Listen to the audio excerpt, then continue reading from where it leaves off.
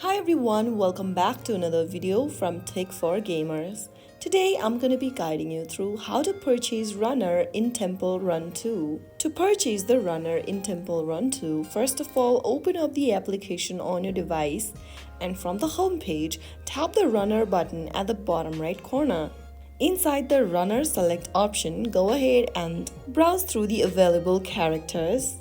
And then, if the runner is available with coins or gems, you will see the cost below the character. Simply go ahead and select the option, or you can also choose to tap on the purchase button and follow through the prompts. You'll be redirected to your App Store or Play Store to complete the purchase. Once purchased, the character will be unlocked and automatically selected. Some characters can also be purchased through gems.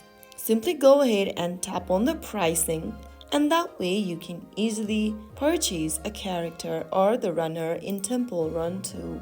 If the video was helpful to you, don't forget to like, share and subscribe to the channel.